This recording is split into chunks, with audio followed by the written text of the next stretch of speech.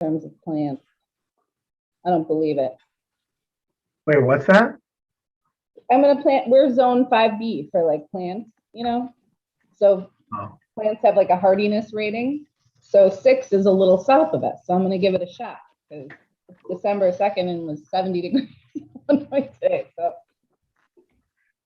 it's gonna be my experiment for the year. All right. Okay, I looked at the minutes. All right, what You're time is it? still- Oh, it's 4:01. Ready, guys?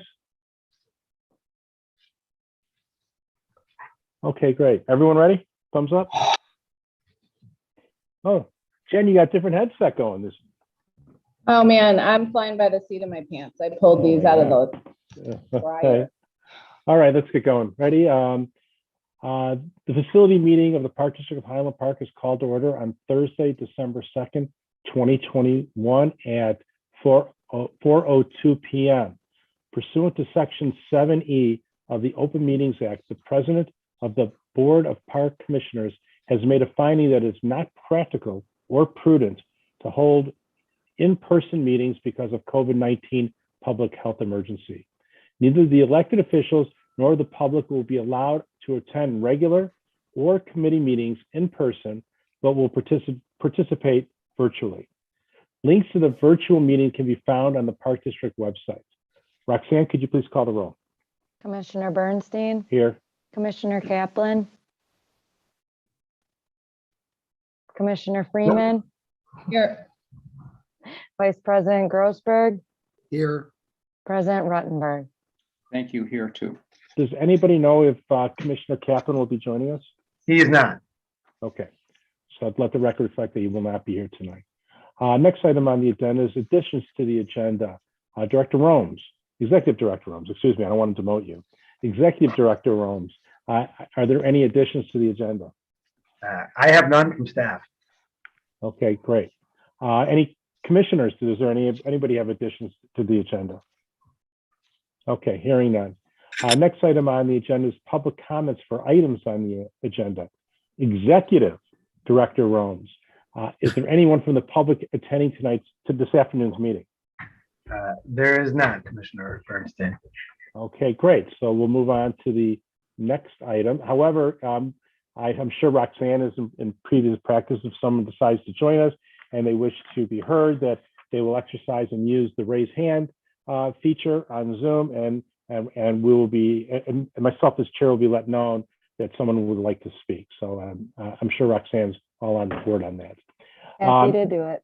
Okay, next item on the agenda is the approval of the facility committee meeting minutes from November 2nd, 2021. I just had an opportunity to glance them. They look accurate to me. I'll entertain a motion. So move. There's a motion by President Ruttenberg. Is there a second?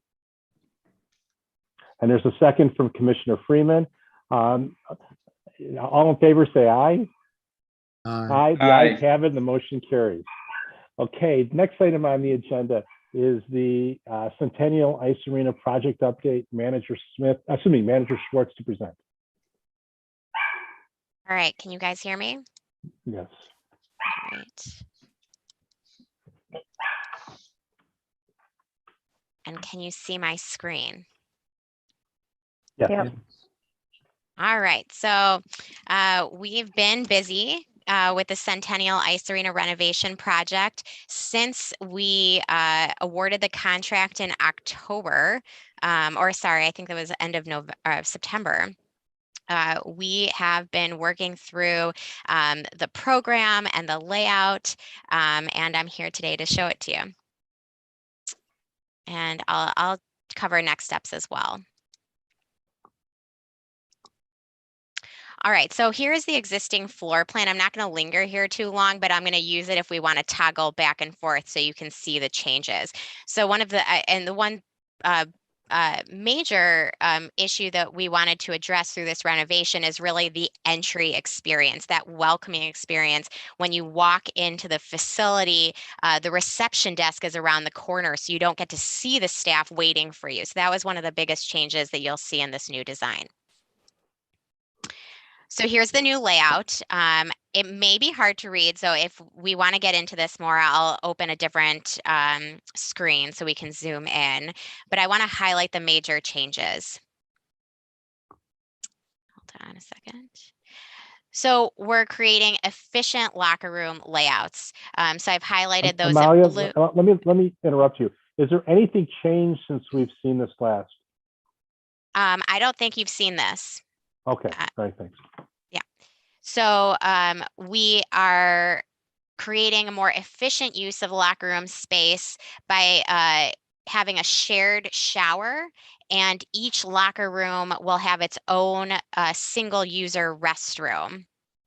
So I'll go back so you can see what that looks like. We don't have it very well shown, but it's more of like a stall right now, and it's a smaller locker room space. So we're creating a larger, a more roomy area for locker space, cubbies, and then the single user restrooms, and then the shower.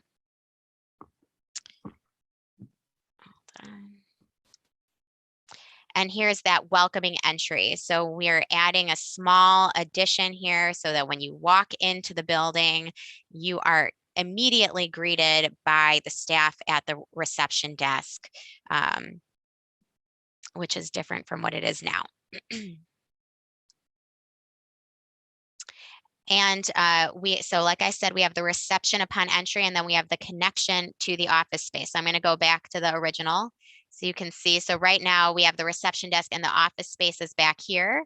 So now we're moving it over here so we retain that connection with the reception and the office space. We're creating an efficient office space area. They're an open office area for coordinators and supervisors, and then an office space for managers, and then a coach's room, which is a direct connection to the skating coordinator. In green, you see that we're also showing a dedicated Giants locker room area.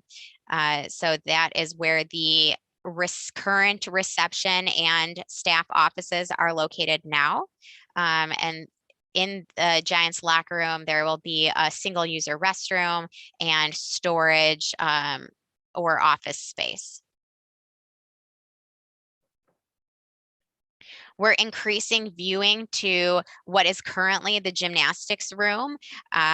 So right now there is the concession area here. We're removing the concession area to allow for more viewing into that room. And we keep the multi-purpose room here, and again continuing to open up that viewing. There is a small window there now, but opening that up so we can see more into the gymnastics room. And then restroom renovations. The restrooms will remain in the same location. The one addition is that we are including a gender neutral restroom, a single user restroom as well.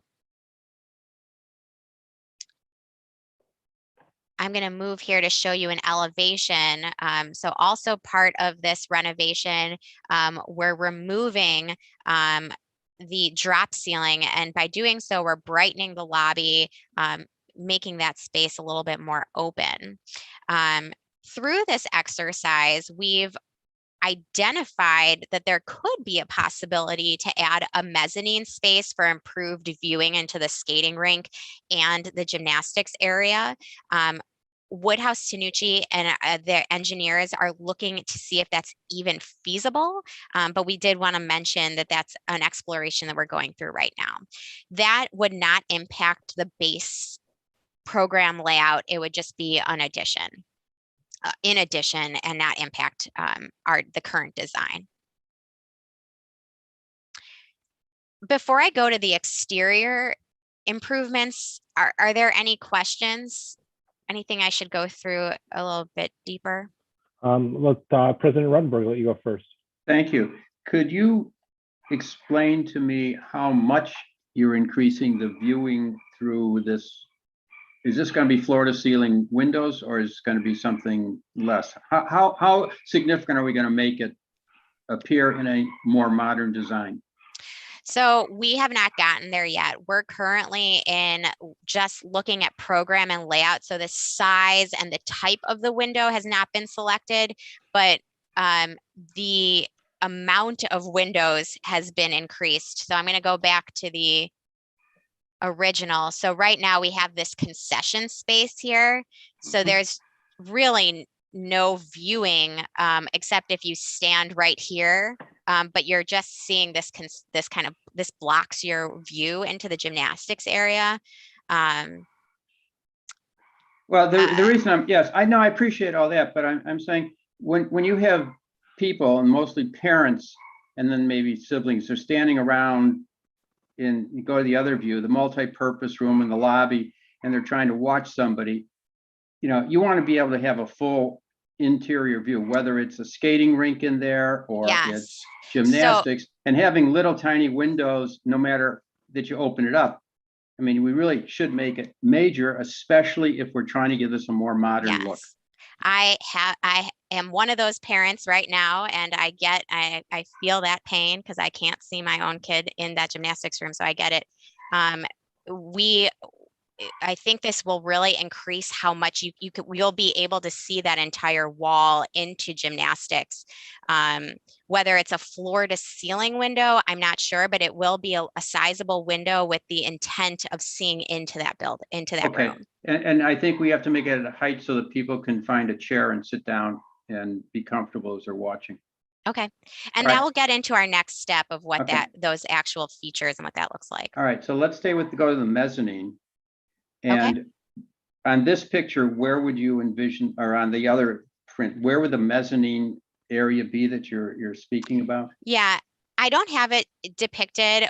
When we were kind of throwing around this idea, we were looking, can you see my cursor? Yes, I can. We were looking at right here. This seems to be the highest area where they'd be able to add that and would allow for viewing into these spaces.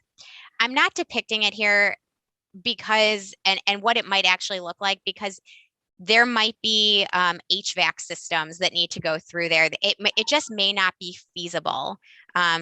But if it were to add any sort of program benefit, this is where we were looking at, because you'd actually be able to see into the rink and see into gymnastics. Yeah, so that may be an unacceptable cost, but okay, I understand that. And my last question is, as we're doing this remodeling, have we given consideration to installing the never been done in Highland Park on our property yet, solar panels? I'm gonna punt that over to Jeff.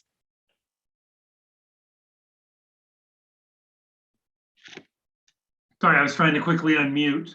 It is not part of the scope of this project, no. We did explore multiple facilities when we did an agreement with Realgy for the ones that we're doing at Deer Creek, and Deer Creek was by far the best fit. Right. However, we are seeing it kind of as a pilot that we could potentially expand to other facilities in the future. Okay, and then my last question, and I think we talked about this before. From my experience at ice rinks, there's typically an odor from the Zamboni. Is ours purely electric? I'm gonna punt that to Chris. Yeah, it's a battery and it's chargeable. There's no gas or diesel or anything of the sort. Okay, so we are just operating electric Zambonis, which is great. Okay, that's all I have for this. Again, I know that there's probably a rendering that's showing the exterior that you're going to show us. I'm anxious to see what that looks like. We're not there yet. So I have my next step slide towards the end, but we're really just trying to finalize program and layout at this step, and we'll get towards exterior in the January facility meeting. Okay, thank you. Okay, Commissioner Freeman. No questions from me. Looks good. And there's a concessions area. No, this is the old one. Oh, this is the old one. Sorry, So we're getting rid of we still took that out. Okay. Sorry, yes, we're getting rid of concessions. No questions. Vice President, whoever it is, Terry Grossberg. Wow. Yeah, Yeah, no questions for me. Thank you. Okay. Unfortunately, I have several. Can you let me look at, so the main lobby space is on revised is it looks like 2120 square feet 2123, yeah, versus the 22, I wrote down 2220 from the old. So basically the main lobby will be the same size. just about, yes. Okay. Concessions, if you're holding tournaments there, is there a reason why we didn't have some area dedicated to concessions, or you're not going to have concessions at all, even if there's something major going on there, or a ice show or something major going on there over the weekend? Chris, do you think you can answer this? Why concessions were not, why the staff didn't want concessions in the new program? Sure. So first off, I don't know, Amalia, if you did point out, there is a dedicated vending area that Oh, is here. highly used. And to your point about the ice show, Cal, we allow the Highland Park Figure Skating Club to sell concessions for their fundraising efforts during that show. So we don't have internally our own operation per se. And currently we don't have an operator at this point, because previously Best Futures was our contractual partner, whom you may recall helps disabled individuals be introduced into the workforce. Mhm. They no longer have their operation because of COVID, so they don't have a desire either, and we don't ever really get requests for concessions, nor would we be prepared to be able to do so for like big events with pizza and hot dogs, because we don't have our food handling licenses and things of that sort. So basically, if there's any big events at Centennial, whether it's hockey, figure skating, or something else using the facility, that there's no contingency plans to provide for concessions, or you haven't dedicated a space. You'd have to basically figure it out on an ad hoc basis. Correct. Okay. Kitchen. I didn't see this. Do we have any kitchen facilities that are? There is Could I- a small kitchenette, which is what we have right now Yeah. in the multi-purpose room for party rentals. And so that would include like a refrigerator and a little staging area, I'm assuming? A counter, a sink, and a refrigerator. Okay. The locker room space, both for the giant space and the locker room space, can you just give me like a 30-second background or content, how that space was designed and who helped you design that space? The Giants locker room has been in coordination with their team. So they were part of that conversation. And then the locker room spaces for the park district, we knew that we wanted to have a sizable area for people to have their equipment. And I think we were looking for 20 to 21 benches. And we also knew that the shower area was not a desire, or there wasn't a demand for the shower, but we knew we wanted to at least offer it. So instead of having a shower in each locker room, we were able to find an efficiency of space in the locker changing area by having a shared space. So I don't know you're saying based on the park district staff's experience in operating the current facility and knowing what the trends in the industry are, is that the spaces were allocated using your experience of operating the facility?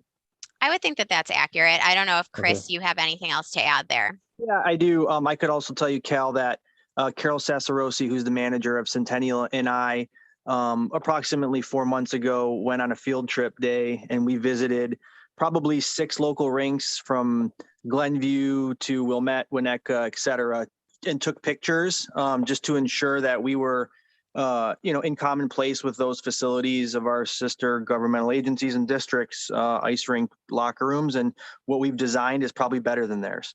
Okay. And I appreciate that. With regard to, it seems like there's been a lot of space allocated to hockey. Is there any space, or is there need to dedicate any space to figure skating? I'm going to also ask Chris to answer that. So the dedicated space currently is adequate, which we're certainly allocating again for figure skating. And that would be those locker banks that would be next to the vending areas. Our figure skating groups usually store their skates in those lockers, puts their belongings in the stands or on the benches in the lobby, and their transition is much quicker, and they don't have a need for a locker space. So how many lockers are you proposing to have there? Those are those small little locker, cubby lockers, so to speak? We're Yeah, actually, oh, go ahead. Oh, go ahead, Amalia, go ahead. I was going to say that that was actually brought up at our last design meeting. So we're speccing those out now, and making sure that they're sufficient for what is needed. Yeah, what the demand is, so to yes. speak? Okay. All right, so that's a work in progress. And then the showers, so the feedback you've heard, I guess, is that the showers are not used often, but you decided you wanted to continue to have that amenity. Can you just expand upon that, please? Sure, and I'll turn it to Chris right after if you have anything to add. But what I understood is that it's the adult leagues that typically like to use the shower facilities, and we want to make sure that they're available, but that we're not seeing a great demand for them. That each individual locker room needed their own shower space. So 4 total showers. Are we going? I mean, I don't know what the right word is, so I'm just going to use this word. Are we offering condiments like shampoo, body wash, and things like that we have at the rec center? Is that what the intent is, or it's BYOB? Chris? It's BYOB, Cal. Okay. The proper term is Cal, let me HBA. add. Hey, Cal, let me add a little note of having gone through hockey for multiple years with youngsters. Trust me, kids never shower. I got it. Okay. Anna, let me see if I got all my points. Shower, the concessions. The ice condition. This is really separate to the renovation. I know that we replaced the chillers, I believe, or we did some major work in the last year or two. Can you just give me an update on how those new mechanicals are working, and how our ice condition is these days? Chris? Sure. So the system itself is working wonderfully. We've been extremely happy with the results thus far. It's working efficiently and seamlessly, and our staff is able to monitor and control it mobily, which is just as important. So that's been a significant upgrade as well.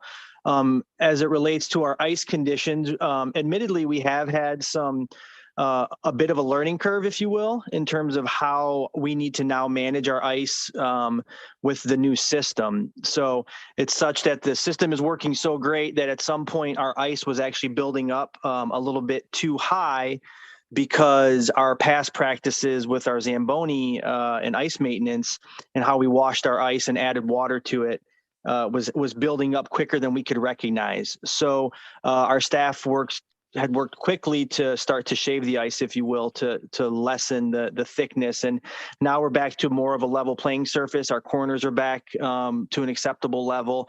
And rest assured, the Falcons, Giants, and then the other hockey groups are keeping us aware, as our figure skating participants are as well, of the conditions based on their needs. And the concerns and the comments have certainly diminished significantly over about the last 6 weeks. So we're in a good place now, and moving forward, we feel like we're going to be even better place. And then we are planning to take the ice out again this summer to get us back to level again and in a better place overall. Okay, so Executive Director Rome, sometime in the winter, maybe end of January and sometime in February, if you could just put this in a reminder to just put this as an agenda item. I just want to hear any updates on ice conditions come middle of the season or so. Sure. Yeah, absolutely. Okay, great. That's all I have. Anybody else have anything else? Okay, Amalia, So I'm going to keep going to the exterior then. So this is the existing exterior. Like I did the last one, toggle back and forth to show you the differences. But the main one that I'll point out here is, so this is the existing entry. And so we're removing, I think it's called, I always say this wrong, porte cochere, or if anyone else can say that better than me.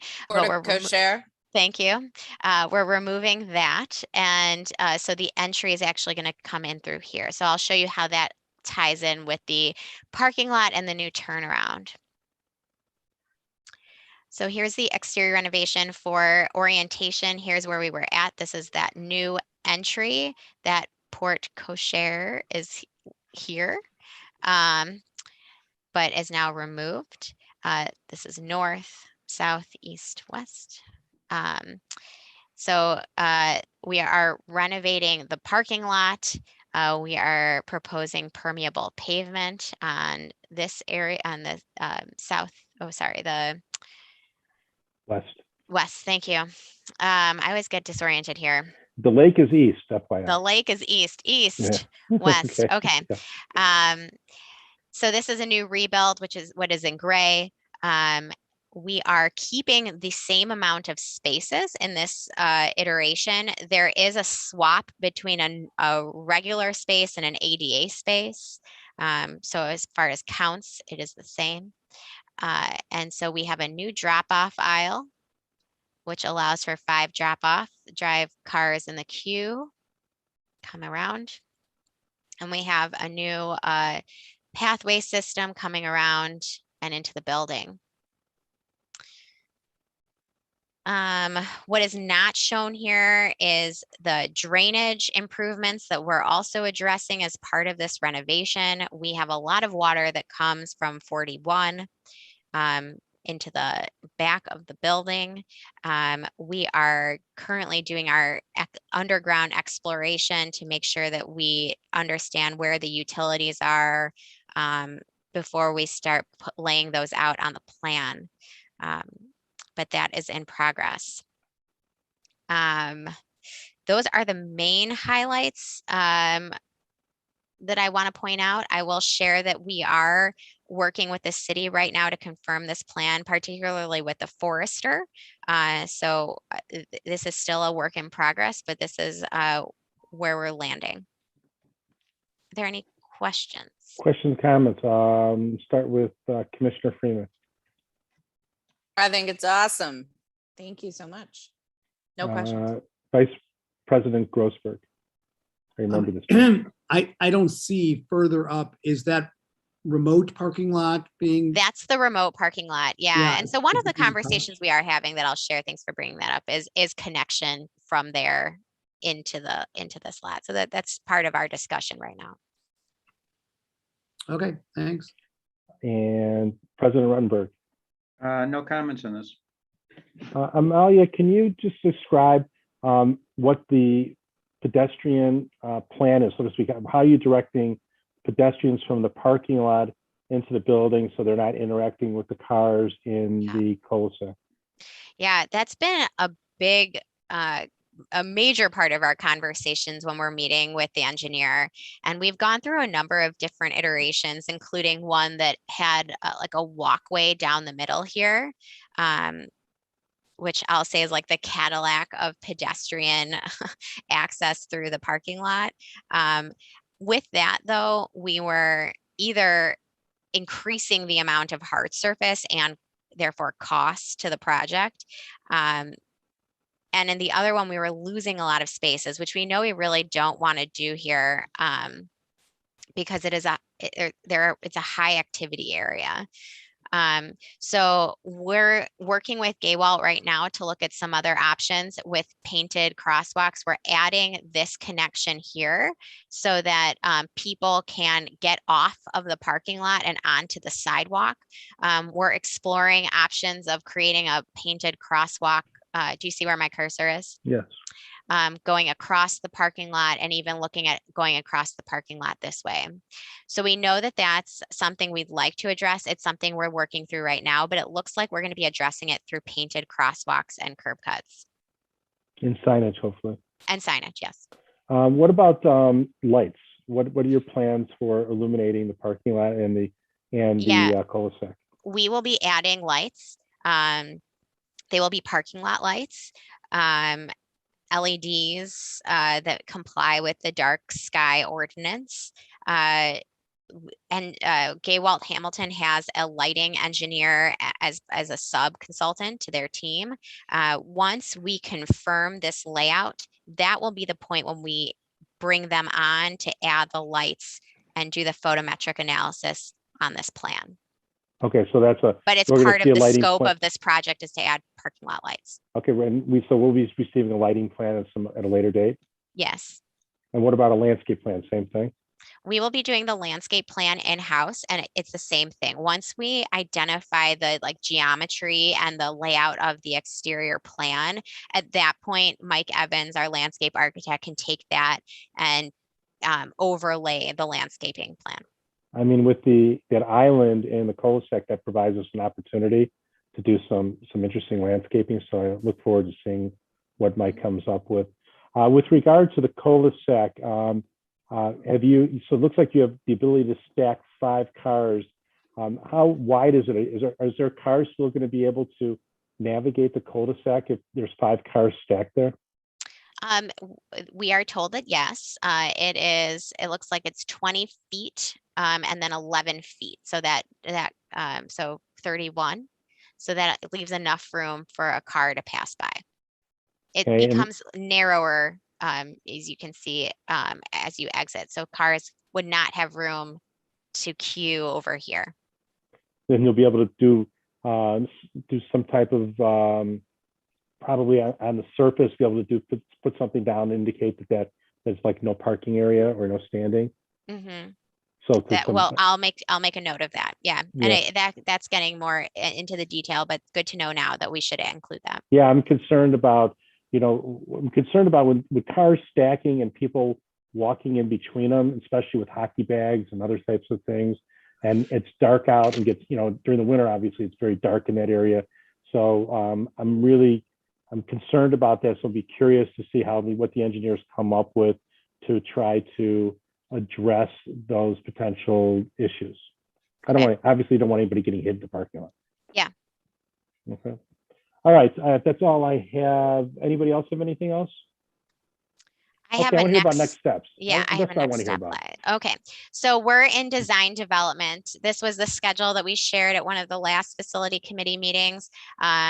We are confirming the program. Once we do that, we are we're going into cost estimating. So we are preparing for the January 18th facility committee to come prepared with, and Woodhouse Tanucci and Gay Walt Hamilton will be presenting at that meeting, and they will have the design and the costs. And so once we get consensus on those, we can then move into construction documents, getting into the details. We'll have exterior images at that point as well. So that's kind of the break-off point from design development to the construction documents. We are still on track to meet our construction schedule, our target construction schedule, which begins in June. How long is construction going to take? We expect construction to take till the end of the year. So that's 6 months. 6 months. And we'll still be able to operate during that 6 months?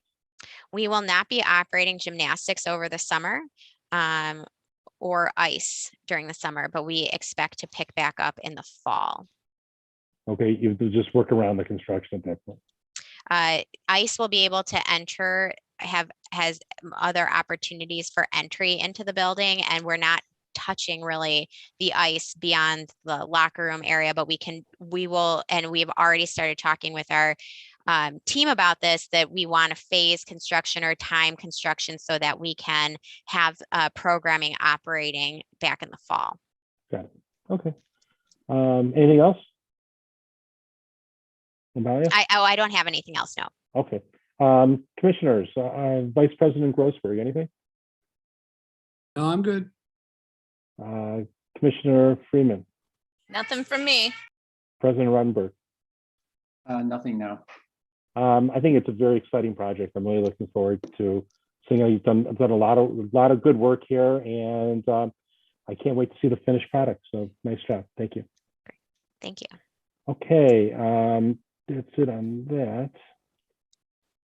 One second, let me figure this thing out. Okay, next item on the agenda. So that's it for Centennial's Ice Arena project. Next item on the agenda is the West Ridge Center project update. Executive Director Romes, Manager Schwartz to present. Yeah, thanks, Cal.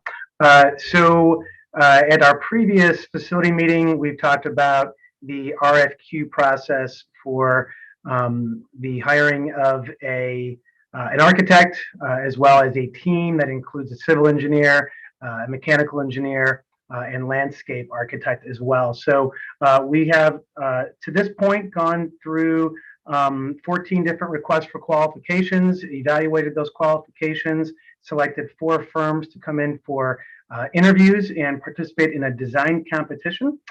So staff is prepared this evening to give an update on that and talk about next steps. But before I do that, just wanted to see if there's any questions or any discussion that wanted to be happening before we kind of go into that.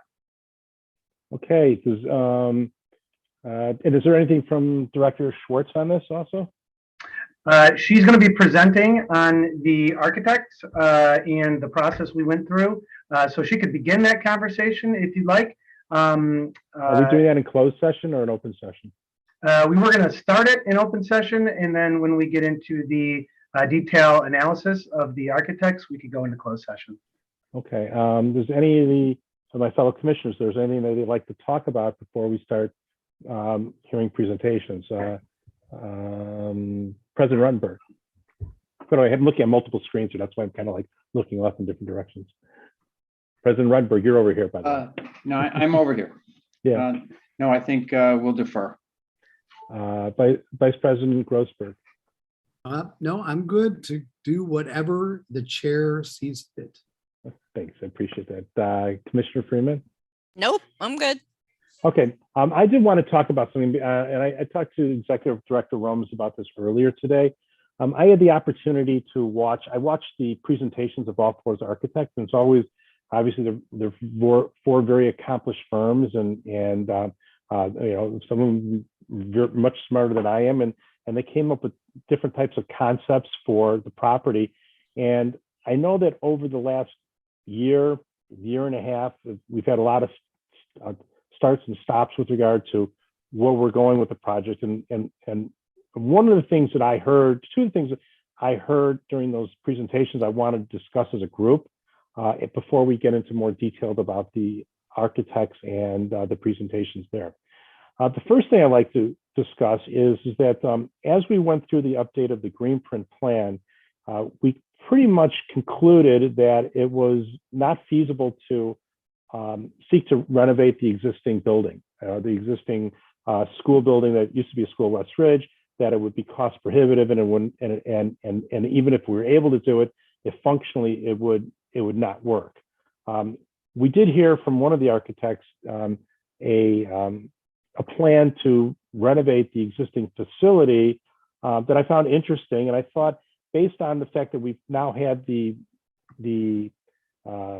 benefit of hearing from a different architectural firm versus what we were talking about during the green print process of a possible renovating the existing facility rather than building new, that I think this would be a good time really to talk about the scope of the project, whether that's something that the board would like to, or this committee would like to recommend to the board to still pursue, or maybe look into it or consider, or in the alternative is basically to ignore that type of project and focus entirely on building something new.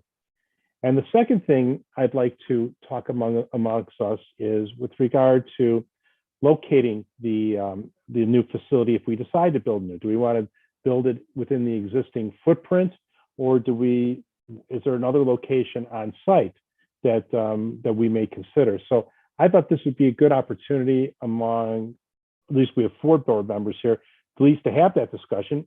If the board, if you guys want to have that, I have my own ideas, but if you want to have that discussion, or you're perfectly fine just moving on and talking to the architect. I just wanted to at least give us an opportunity, if we decide we want to revisit the possible renovation of the existing structure, this would be the time to do it, or just plow on with building a new structure. So I kind of laid the table a little bit, and I'll open it up for both the board and also staff, if the staff wants to chime in. If there's no interest in discussing it, that's fine, then we can move on. So does any of the board members want to say anything? We'll raise their hand. Go ahead, Terry. So yeah, Brian and I talked a little bit about it, and I have to sort of say that I'm not on this committee, but things moved pretty rapidly. I mean, we've been hearing about the deterioration of Westridge for a long time, so that's not a surprise. And then, Elm Place was an option, but it turned out to not be an option. And I didn't hear about it until it wasn't an option anymore. So then it was like, well, our only option is Westridge. And then, Brian Kaplan and I have been talking about it, like what happens to the staff during it. And it just seemed like things were rolling downhill really quickly. So I think it's wise to take a pause for a minute and see what options we have, and to see, like you mentioned, renovating. I mean, I don't think that that's probably the greatest option in the world, considering I taught in old schools, and it really is, it is a nightmare. It can be. But yeah, I think taking a good hard look at it before we jump into it, I saw a lot of exciting ideas from the potential architects, but slowing the roll just a little bit and finding out some of the answers to what would happen if we did jump into it, I think that would be a good place to start. Commissioner Freeman, I think your hand was up. Yeah. So are the two things mutually exclusive? I mean, I think we can discuss using parts of once we hook up with one of the choices, it doesn't close the door to examining options within that. It's just that we're hiring a partner that we'd like to work with.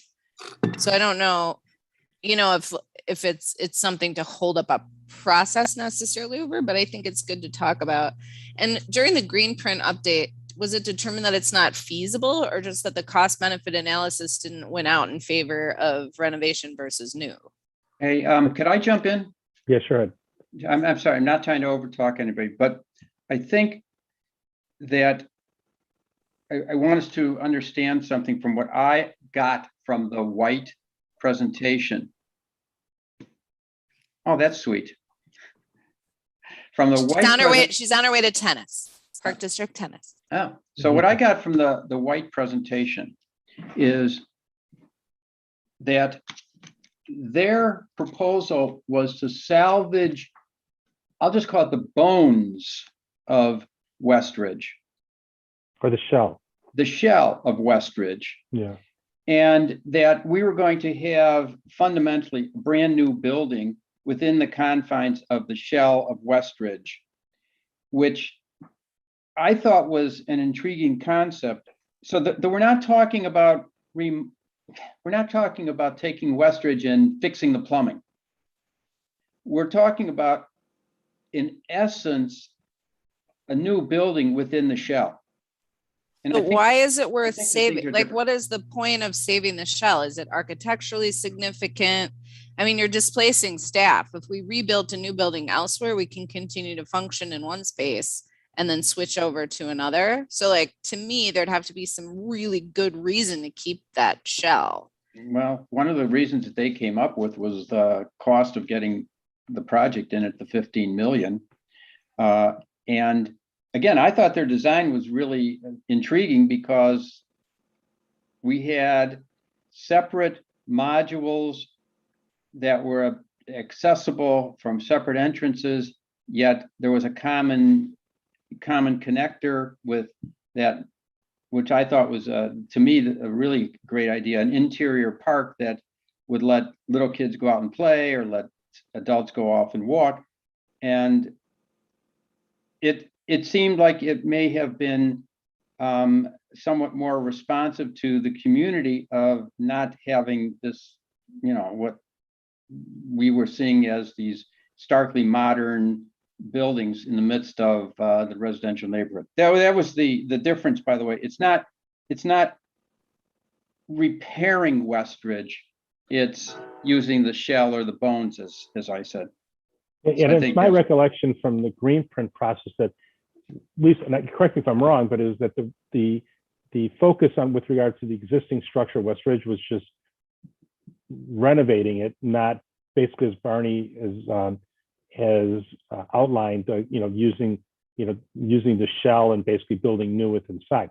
It's getting to, Jen, it's kind of what you were talking about. It's like, Dan Foss will be able to appreciate it. It's whether you do the Comiskey Park or the Wrigley Field type of concept, where you build a new structure next door and you play in the existing structure until the new structure is ready. Or an alternative is you live through, like what the Cubs did, live through 5 years worth of renovation of Wrigley Field. I mean, there's two different ways Because of doing Cubs that. fans would have thrown themselves off the nearest tall building if you would have Okay. torn that thing I'm down. just saying, I mean, there's that's what I mean, though. That's the Yeah. point. Like, Yeah, you no, gotta okay. really Yeah. love the outside of this thing I to mean, want to keep it.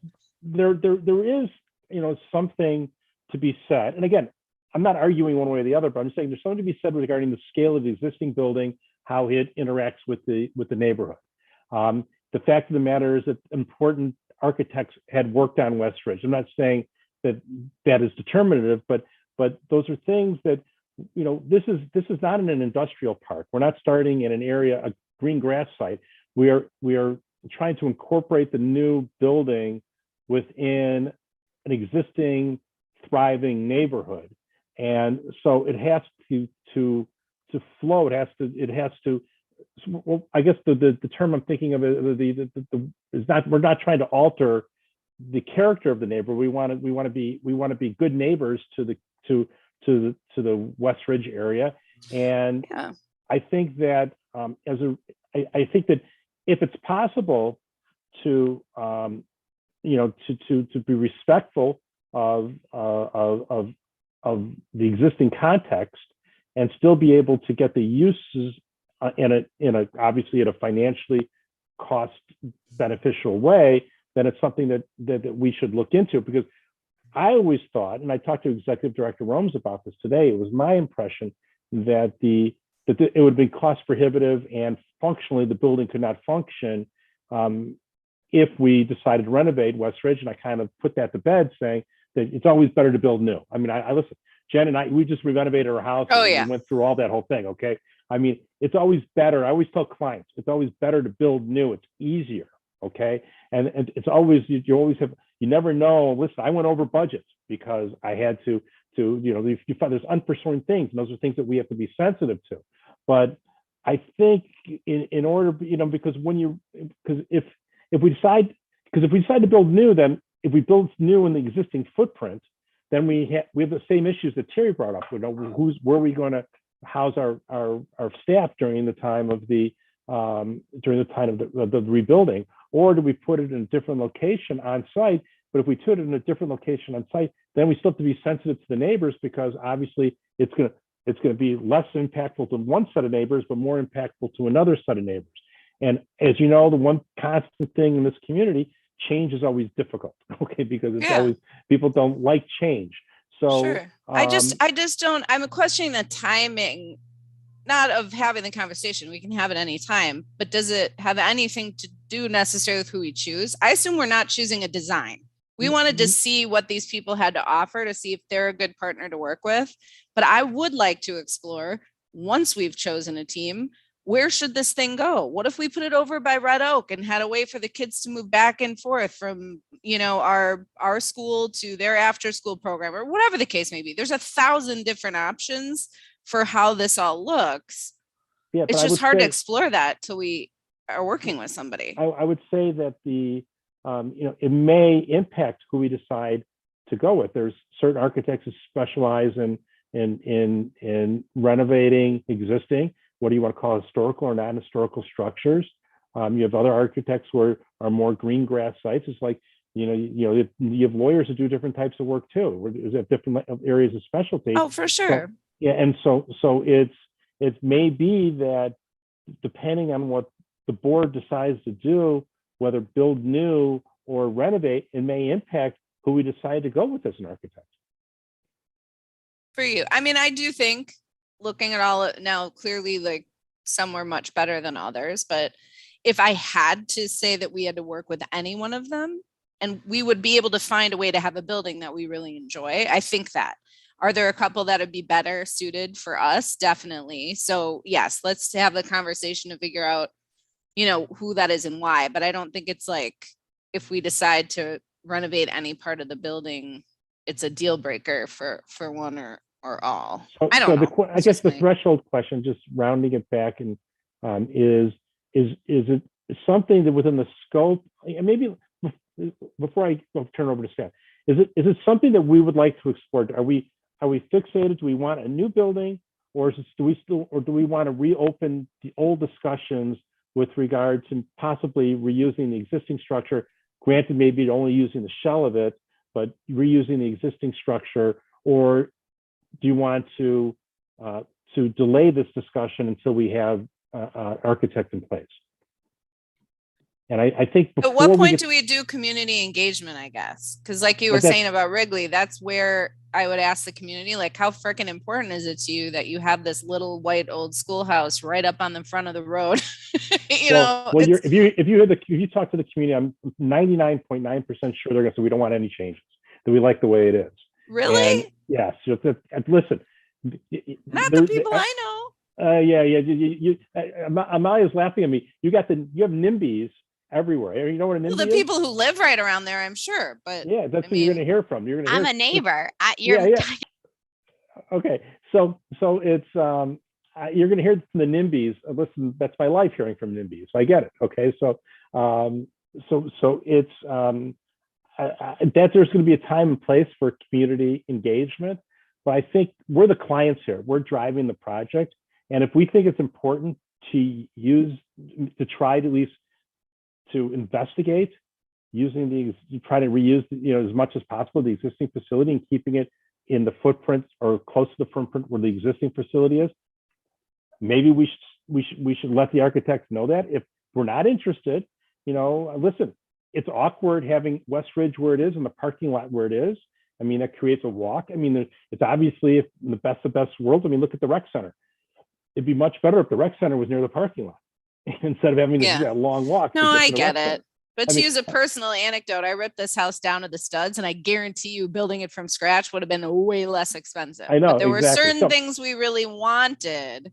So I'm more interested in how important is the character? Or what if I tore this down and rebuilt it looking exactly the same way for less money? What is the thing that matters in doing that? Okay. I just don't want it to change. Isn't going to sway me. And I don't know. I do think like some are better than others at reusing and have better understanding of things, but it would take a lot to convince me that there's really a savings or a benefit there to be trapped inside of that footprint. Okay.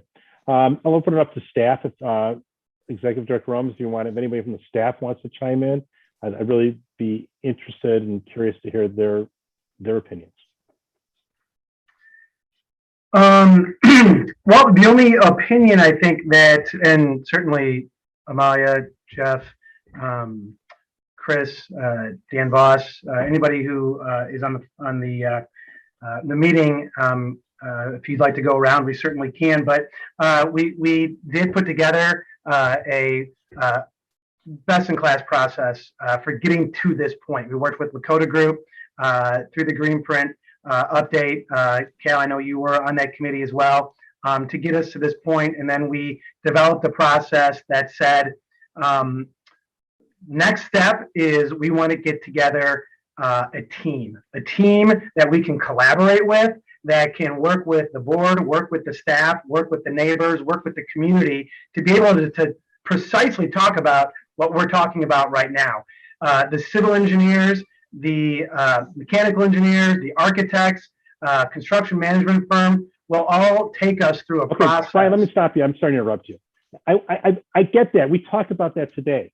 I still think that we have project managers, we have parks directors on this, we have planning directors on this call. I'm looking down the list. It's like the dream team of park districts we have on this call today.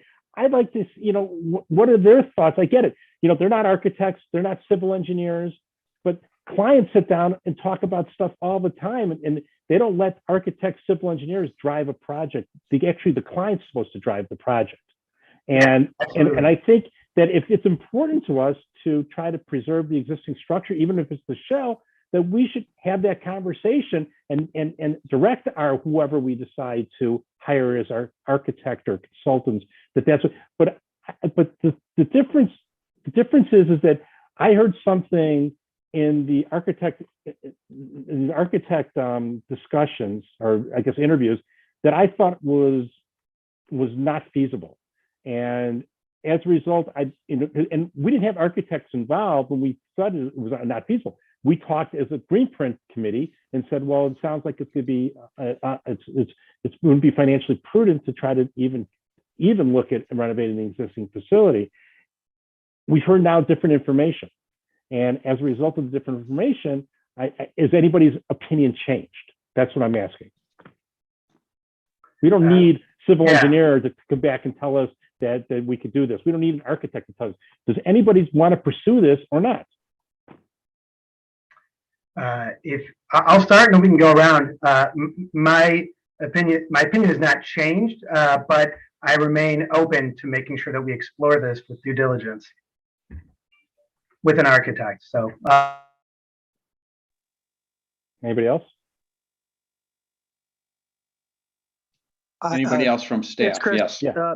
It's Chris. I will say that I still prefer a new facility in its entirety, but I do understand the discussion of clarifying that prior to hiring an architect, because an architect may not want to work with us if our direction is to renovate. So we need to be crystal clear with them and let them know our wishes. I can speak to. One thing that I want to clarify too is like from a feasibility standpoint, WT did an engineering study, which White did not have. No, none of the firms had, so they don't know the condition of the building. And I think both firms, or at least two firms, did mention, in addition to White, the possibility and thought that there was benefit in looking at the renovation or partial renovation of the building, which I think I was also interested in exploring, like Brian and Chris mentioned. Amalia, I looked at all all four of the project proposals, but which ones were the ones who thought, let's take a look at renovation as well? It was in the interview process that they mentioned it, as far as in terms of master planning, and they said, are you guys interested, or would you be interested in looking at renovation? And that was Woodhouse, Tanucci, and Halliburton Root. Thank you. So I'm sorry. So was our direction to them then to do that or not to do that? Or were we neutral? We didn't, we provided that we wanted a new, we wanted to address the aging building. We wanted a new, a building that, that met the scope, which we provided. And we provided a sample program that included rooms that, and a program that we would like to incorporate into the building, but knowing that that program needed to be honed down a little bit. Just as an example, and so one of them mentioned it in the interviews, you know, we had like 5 conference rooms, which, you know we don't need 5 conference rooms, but we needed a starting point. And so we know that that program needs to be taken in. And so 2 of the firms really took those programs, the total square foot, but that wasn't necessarily what we needed. Does that answer your question? Sort of, but you're saying that there's actually 3 firms that gave us some thinking about reuse, and that would be White, Halliburton, and Woodhouse. Right. And when they were describing their approach. Yes. And White took it to the extreme. Yes. And showed how it could work within our 4 walls, so to speak. Okay. Okay. Jeff, I think you went unmuted yourself. Oh, yes. So I'm going last here. So I think all I'm going to really do is kind of just repeat what everyone else said. So I'll agree with what the team has said is exactly that. Is, you know, the from the green print refresh, you know, we determined that it essentially made the most sense, the most value probably to build new. And so that's essentially what was presented to the firms. We did have one firm come back and recommend a different approach. And I would say that we are certainly open to that idea. I think we all went into it having a recommendation, but understanding that we want to work with the team that we bring on and have them really kind of determine along with us what's really the best fit. And so like Amalia just mentioned, we had two firms that shared an idea for a new building because it's essentially what we asked for. It's part of this process. Knowing it's not the actual design, it's more just showing what their approach could be. But in those discussions, they both talked about potential to reuse potentially portions of the building. And that was something that we were certainly excited about. Is there anybody else? Anybody else can unmute themselves? I guess Oh, we that's got- me. Okay, So Dan. yeah, I would echo really what the rest of staff, but what specifically what Jeff said. I went into this,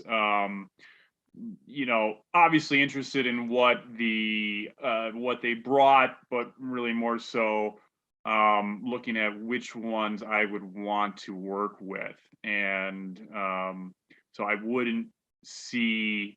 While I was interested in what they presented, I kind of did my evaluation on who, obviously it's going to be changing and everything, and I wouldn't want to stop the process. I think we could still have that conversation if we wanted to renovate, but not necessarily stop the process, and more look at that the team we wanted to work with, and then pursue those different options. If I'm saying that correctly. Okay. Anybody else?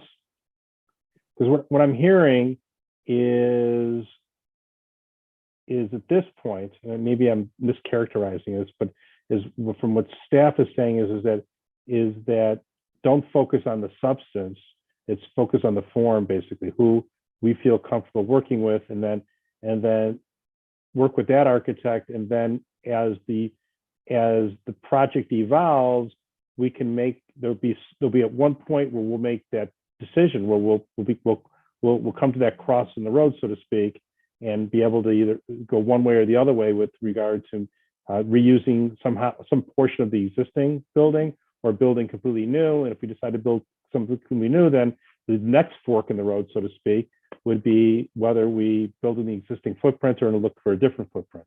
So that's kind of, if we were trying to sketch this out, I think what you're saying, first decide on who the consultant is, take it to that first fork would be the existing building, second would be a new building, and then if we have a new building, then the next fork would be existing footprints or new footprints. I think, is that what I'm hearing? Is that accurate?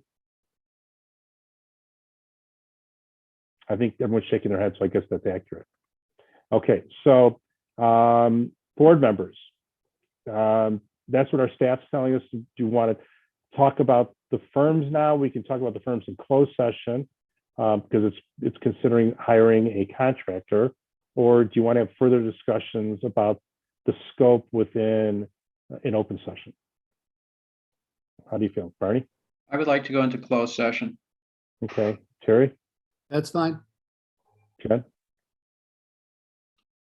Okay, I think that's the decision. Okay, I'm glad we had the discussion because I think that, as I said at the beginning, I think, I thought it was a decision that's already been made, that it was impractical to even attempt to use any of the existing shell or building. And I heard something different. I heard an architect firm say that it is possible. So I wanted to revisit that issue before we get too far. That's what I just want. So, okay, where's my cheat sheet? Is there anything else with regard to the Westridge project that we want to discuss in open session? Anybody? Nope. Okay. Terry? No, you said no. Jen? Okay. All right, so then are we okay to go into closed session? If we are, is there a motion to go into closed session pursuant to the following sections of the Open Meetings Act? Section 2C1, the employment, compensation, discipline, performance, or dismissal of specific employees, specific individuals who serve as independent contractors in the park, recreational or educational setting, or specific volunteers of the public body or legal counsel for the public body. And is that all I'm supposed to read? Yeah, so move. As a Second. motion by President Ruttenberg, a second by Vice President Grossberg. Roxanne, could you please call the roll? Commissioner Bernstein, Aye. Commissioner Freeman. Jen, She said aye. Vice President Grossberg, Yes. President Ruttenberg. Yes. The motion carries. We are now in closed session. So what are we doing? Go to a different link now? Yeah. Yes. Yeah, I would log out of this one, and this one will stay open to the public, and we will log into a new link. Okay, thank you.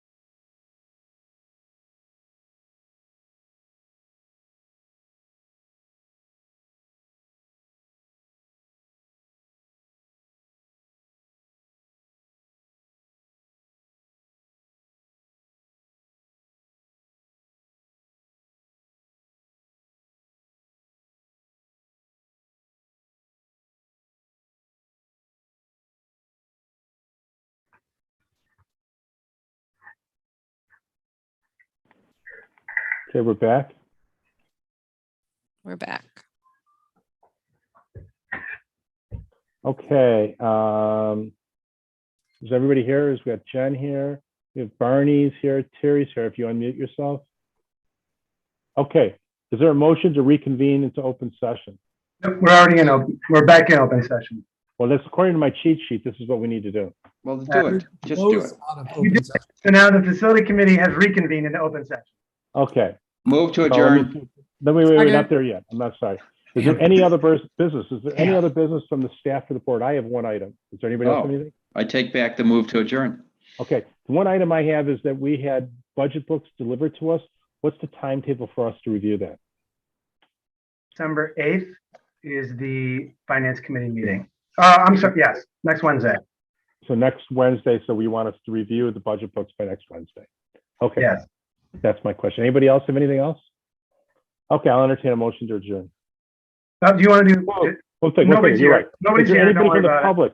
Is anybody from the public who's tuned in and wants to address the board? Nobody's here.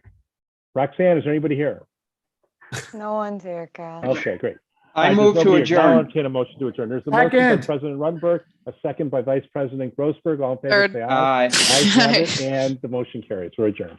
Thank you, everyone. Bye. Thank you. Good night.